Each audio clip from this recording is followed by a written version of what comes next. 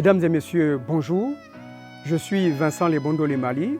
Je suis là cet après-midi avec mon épouse pour vous donner le témoignage de la guérison que nous venons d'obtenir après une période tumultueuse bousculée par le coronavirus.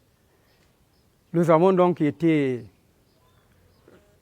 rencontrer le médecin parce que nous sentions des douleurs, des courbatures et tout. Et après avoir fait quelques bains de vapeur comme on le recommandait, et malgré les mesures prises à gauche et à droite, malgré les thés et les tisanes au citron et au gingembre, les courbatures ne s'arrêtaient pas, le mal de tête, le mal de gorge.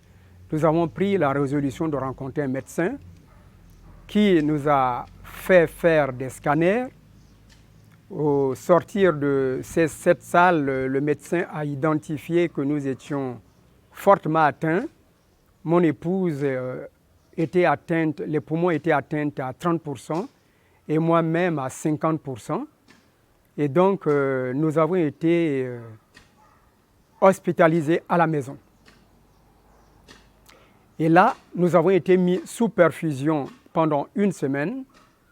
Après la semaine, nous avons été dépiqués et le traitement s'est poursuivi par voie orale jusqu'à ce que, après les tests, des tests qui au départ ont démontré que les 6 occupants de la maison plus le gardien étaient positifs au coronavirus. Heureusement pour nous, nous avons eu la grâce d'être seulement 3, les 3 adultes les plus âgés de la maison à être atteints. Et les enfants et le gardien n'ont pas eu de symptômes particuliers. Et nous avons aujourd'hui reçu les résultats négatifs de tous ces occupants de la maison. Donc nous rendons grâce vraiment à Dieu parce qu'il fallait sa main que nous avons vue et nous avons expérimenté ce qu'on peut appeler la grâce divine. Parce que être atteint 7 sur 7 dans la famille et sortir tous les 7 en 3 semaines, il fallait le faire. Malgré la pression, malgré les témoignages qui vous assaillent, malgré les courbatures, les douleurs, la toux, le mal de tête, eh bien, aujourd'hui, nous avons recouvré la santé et nous disons merci à notre Dieu qui, une fois de plus, a témoigné sa grâce et sa miséricorde sur nos vies. Encore bonjour, messieurs et dames. Comme l'a dit mon mari, voilà exactement ce qui s'est passé. Le coronavirus, c'est quelque chose qui existe, nous l'avons vécu. En effet, depuis le 5 juin, j'ai commencé par ressentir des symptômes, mal à la tête, courbaturé. Ensuite, nous sommes allés à l'hôpital. On nous a fait des tests, on nous a fait le scanner qui a confirmé qu'on avait le coronavirus, mais les symptômes étaient assez forts. Vraiment, nous sommes passés par des moments très difficiles, des moments où moi je n'arrivais plus à parler, je n'arrivais plus à respirer. Et pendant cette période, nous avons vu vraiment la main de Dieu, exactement la nuit du 14 au 15 juin. Moi, j'étais hospitalisé dans notre chambre et mon époux était au salon. Nous étions suivis par 3 grands médecins de la place, dont un pneumologue. Et là, la nuit, j'ai commencé à m'étouffer, et là, j'ai entendu la voix qui m'a dit « Calme-toi, calme-toi, calme-toi ». Je me suis calmé et la question que j'ai entendue, c'est parce que les médecins lorsqu'on nous a fait le scanner, les médecins étaient formels, il fallait nous hospitaliser, il fallait nous mettre de l'oxygène, parce que c'était assez grave.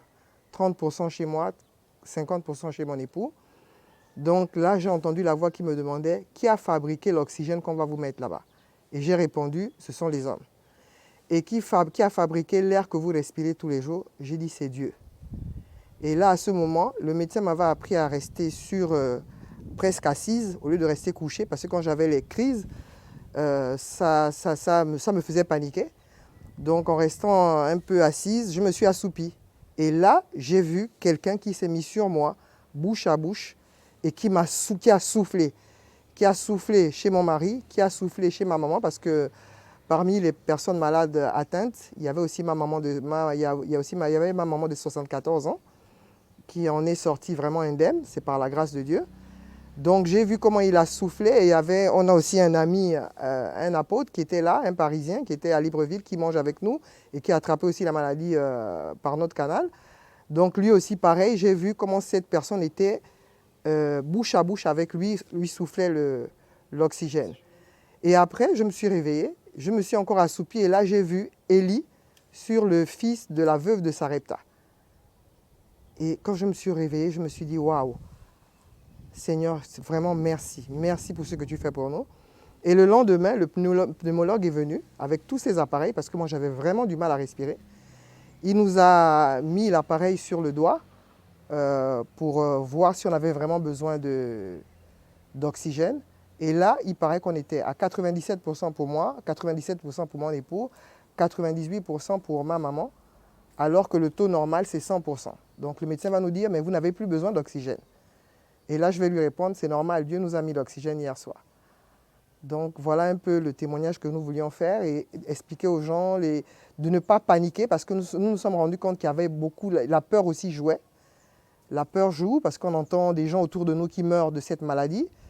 Mais on avait cette assurance, je ne sais pas comment expliquer ça. C'est comme si on était dans les bras de Dieu et on était là, calme. Et il a pris soin de nous petit à petit. On a eu beaucoup de symptômes. On a perdu l'odorat, on a perdu le goût pendant plusieurs jours. Donc c'est le témoignage qu'on voulait faire aujourd'hui, dire à des frères, à des sœurs, à des personnes qu'il faut ne pas paniquer. Ne pas paniquer, il faut aller à l'hôpital parce que la grâce aussi qu'on a eue, qu'il faut dire, c'est qu'on a été pris en charge très tôt, très très vite, tout de suite. On n'a pas traîné avec la maladie. Donc on n'a pas eu les conséquences que les autres ont d'aller en réa et tout ça parce qu'on a été vraiment pris en charge tout de suite. Et vraiment remercier encore et prier pour le personnel médical qui a été vraiment d'un appui et d'un secours. Vraiment, Dieu les a utilisés pleinement pour que nous soyons sauvés. À propos de ce coronavirus, ce que j'ai ressenti, c'est d'abord le mal de tête, toujours le mal de tête. Quand j'éternue, ça se déclenche du même côté droit, jamais toute la tête, jamais à gauche. En plus de cela, il y a eu des moments où on perd l'odorat, on perd le goût.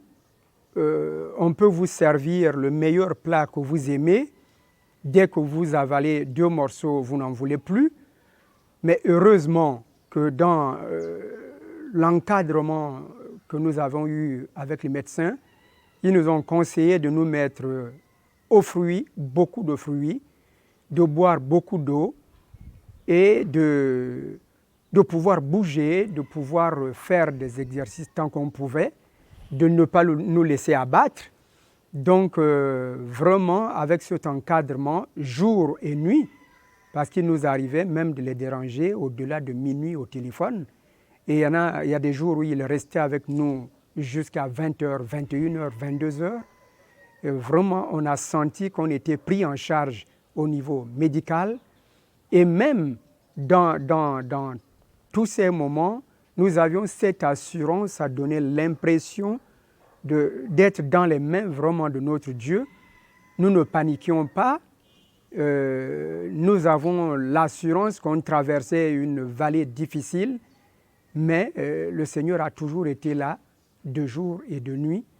Et voilà ce que mon épouse disait tantôt en disant qu'il ne faut pas paniquer. Oui, je crois que tous ceux qui ont l'assurance ne devraient pas paniquer. Et voilà, garder la foi. Donc, j'aimerais vous expliquer un peu les symptômes que moi j'ai ressentis pendant cette période. Donc, j'ai eu le mal de tête, très mal à la tête, les courbatures, j'arrivais même plus à me lever, la fièvre. À un moment donné, j'ai perdu le goût, j'ai perdu l'odorat. Ensuite, c'est passé au niveau de la poitrine. J'avais très mal à la poitrine, je ne respirais pas bien. je m'étouffais, je toussais beaucoup. À un moment, j'ai carrément presque perdu le langage. J'ai eu des troubles du langage, c'est-à-dire que pour sortir un mot, c'est comme si j'étais devenu bègue. Pour sortir un mot, c'était difficile. Donc voilà un peu les symptômes que j'ai eu. Beaucoup de fatigue, énormément de fatigue. Énormément de fatigue. L'insomnie, j'ai eu l'insomnie aussi. Donc voilà un peu tous les symptômes que j'ai eu. Il y en a d'autres qui ont eu parmi nous. Maman aussi a eu les courbatures, mal de tête, la bouche pâteuse et sèche.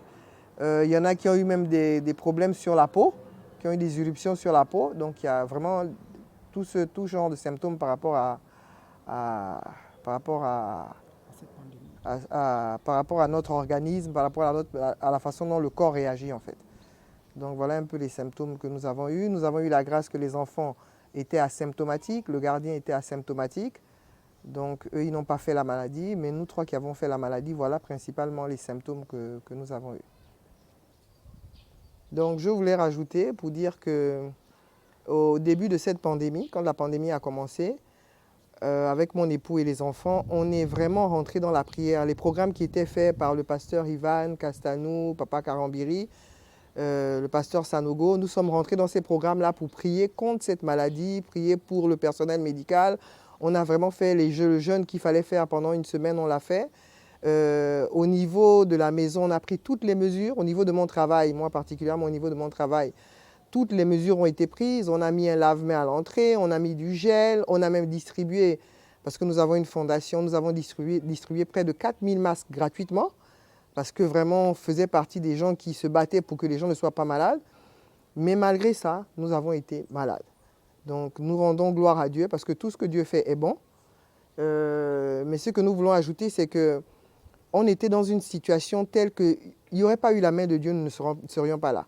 À un moment donné, un des médecins a dû voir certains professeurs en visioconférence pour dire voilà le cas que j'ai. On a envoyé nos clichés par WhatsApp et les médecins se sont tous concertés et ils ont dit ils ne peuvent pas rester à la maison, sinon ils ne vont pas vivre. D'ailleurs, le médecin qui nous a fait faire le scanner nous a dit si vous partez à la maison, vous allez mourir. Voilà ce qu'on nous a dit. Mais malgré ça, nous avions cette confiance et cette foi. Nous avions cette possibilité d'être hospitalisés à la maison. C'est une possibilité que tout le monde n'a pas. Donc, nous avons eu cette foi de venir à la maison. Et à la maison, tout s'est passé comme si on était à l'hôpital. C'était vraiment, comme mon mari disait tout à l'heure, c'est comme si on était porté. C'est comme si on était porté. C'est vraiment la main de Dieu qui a guidé les médecins. Parce que je me souviens que la nuit où j'ai vu Dieu souffler dans notre bouche, j'avais plus le nom du pneumologue. Je n'ai même pas pensé à lui. Et à 2 heures du matin, je lui ai envoyé un message. À 5 heures, il m'a répondu. Et je dis, ça, c'est la main de Dieu. À 5 heures, il m'a répondu, bonjour Madame Lebondo, votre serviteur à votre service. Vraiment, quand on s'est appelé à 5 heures, ça nous a fait chaud au cœur de savoir que les médecins étaient là. Donc, ce qu'il faut retenir, c'est qu'on a vu la main de Dieu. Vraiment, on ne sera plus pareil, on ne sera plus comme avant. Parce qu'on a vu la mort, on a vraiment vu, on était dans la vallée de l'ombre et de la mort. Et on ne peut plus être comme avant, c'est pas possible. C'est pas possible. Nous voulons encore remercier le Seigneur pour vraiment ce qu'il a fait pour nous. Nous ne sommes pas meilleurs que les autres, mais il nous a fait grâce. C'est vraiment la grâce de Dieu qui s'est manifestée pleinement dans notre vie. On avait toujours entendu parler de la grâce, mais aujourd'hui, nous avons vu la grâce. Alors, j'aimerais aussi remercier tous ceux qui nous ont soutenus dans la prière, par des SMS, par des messages. Vraiment, il y a beaucoup de gens, peut-être tout le monde n'était pas au courant de ce qui nous arrivait, mais ceux qui ont été au courant nous ont soutenus dans la prière. Nous voulons remercier même ceux qui sont à l'étranger, à qui on a envoyé un petit message pour dire que nous sommes malades, nous ont soutenus dans la prière et tout cela nous a fait beaucoup de bien, énormément de bien. Merci aussi à nos enfants. On a nos enfants qui nous ont soutenus. On n'avait pas de personnel, on n'avait personne pour nous faire la cuisine. Ce sont nos filles de 17, 14 et 10 ans qui nous ont fait la cuisine. Ceux qui sont en Europe ont passé le temps et en Afrique à nous écrire, à nous parler, à nous envoyer des messages d'encouragement. Vraiment, nous voulons remercier tous ceux qui nous ont soutenus et aussi notre ami et apôtre Salavo. Vraiment, merci pour le soutien. Il nous a beaucoup soutenus. Son épouse, maman Rachel, je crois qu'elle nous appelait 2 fois par jour. C'était vraiment le gros soutien. Et voilà, quoi. On a été vraiment, on s'est senti entourés, aimés. On a vu des gens qui ont prié pour nous. D'ailleurs, quand on a fait la petite annonce sur Facebook, ça a été aussi une occasion pour beaucoup de nous témoigner vraiment de l'amour. Nous voulons remercier aussi toutes ces personnes-là. Il y a eu plus de 150 personnes qui ont réagi au post que j'avais fait pour indiquer qu'on avait été atteint du coronavirus. Et là, nous avons vu aussi beaucoup de gens prier pour nous témoigner leur amour. Et nous voulons tous les remercier. Que Dieu vous bénisse et vous rende au centuple ce que vous avez fait pour nous. Je voudrais revenir en disant que lorsque cette pandémie a été déclarée, nous étions parmi les premiers à vraiment suivre les mesures barrières, à aller au travail avec les gants, avec les masques. Et en prière, nous étions ceux qui disaient l'onction du Seigneur nous couvre, nous sommes dans ses bras, nous sommes à l'abri. On était loin de penser que ça pouvait nous atteindre, d'une part. Et d'autre part, quand ça nous atteint, c'est pour atteindre 7 personnes sur 7. Alors là, c'était difficile. On commençait à se demander, est-ce que nous sommes des pécheurs devenus? Et nous savions aussi que le Seigneur a souvent dit que quand il commence à mettre de l'ordre, il commence par les gens de sa maison.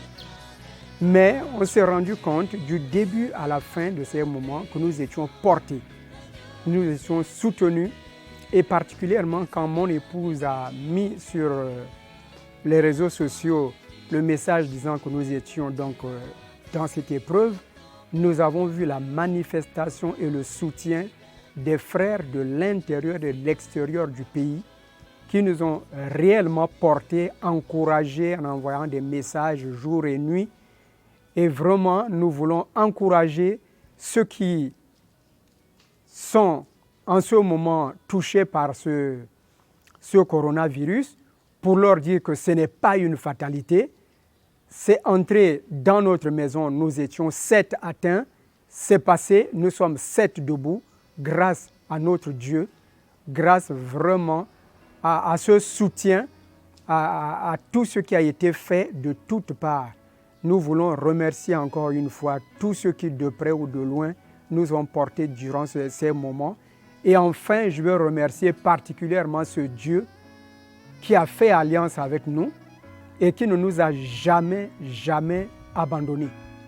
Seigneur, que ton nom soit béni et que toute la gloire te revienne pour ce que tu as fait et continues de faire, sachant que si tu nous as gardés en vie, ça signifie que ton travail, ta mission pour nous sur cette terre n'est pas encore terminée.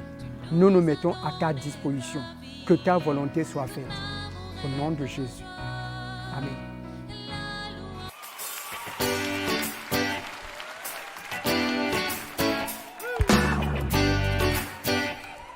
Est-ce que vous croyez